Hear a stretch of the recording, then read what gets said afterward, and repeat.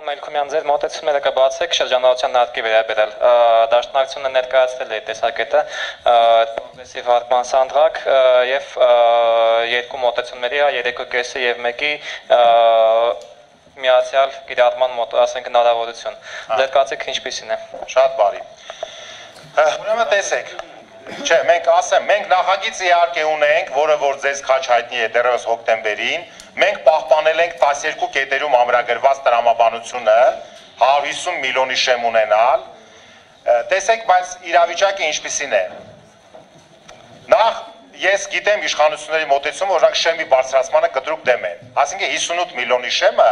նույնիսկ ավելի բարձր են համարում։ Եվ այն հարցադրումներին, թե որտեղից է այդ 58 միլիոնը, ես հիմա չեմ ուզում, բայց ես ասել եմ, որ 2009 թվականի սկզբին 58 միլիոնը դա $200,000 էր, հիմա իջել է $120,000։ Այսինքն եղավ, որ այդ արտոնությունը կրկնակի համարյա իջել է, չէ՞։ Սա մենք արձանագրում ենք եւ ասում ենք, որ եթե անցնեն փաստաթղթերով գործնեության, փաստաթղթերը նշանակում է ծախսեր։ Դուք ծախսերի ցույց ես տալի։ Այդ դեպքում խաթարվում է շրջանառության հարկի իմաստը։ Ամբողջ աշխարհում, Միացյալ Նահանգներում, որտեղ որ կիրառում է շրջանառության հարկը, իմաստը այն է, որ դու այդ ծախսերի հետ գործ չունես։ Քո խնդիրը միայն շրջանառությունը ֆիքսելն է։ Պետությունը այսօր ունակ չի այդ շրջանառությունը ֆիքսելու։ Այսինքն դե ինչի համար են այդ ՀԴՄ-ները։ Շրջանառություն ֆիքսել չի նշանակում, որ ամեն ՀԴՄ-ի մոտ մի հարկային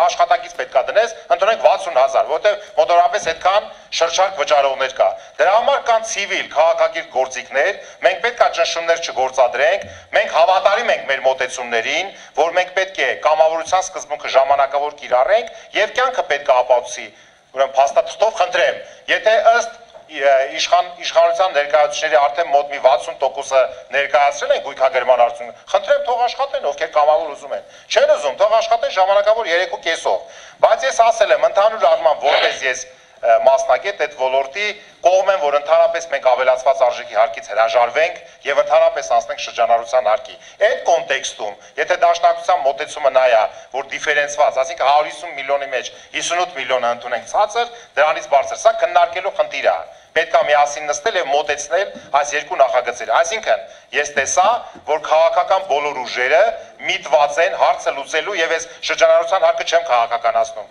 Պետք է որ մեր 100-120,000 ոլորտի աշխատողները լուծում ստանան։ Եթե մենք NDS անցնեն NDS-ի անցման ժամանակ նույնն է, ես ասել եմ 8%, Վախթանգ Միրումյանը ասել է 10%, նո ոչինչ, թող 8-ից 10% լինի, բայց որ անպայման գոնե սննդի ոլորտի ձեռբանը խանութներ, մթերայիններ անպայման կանցնեն շեմը, դա փաստ է, որտեղ շահութաբերությունը ընդեր 6-7% է։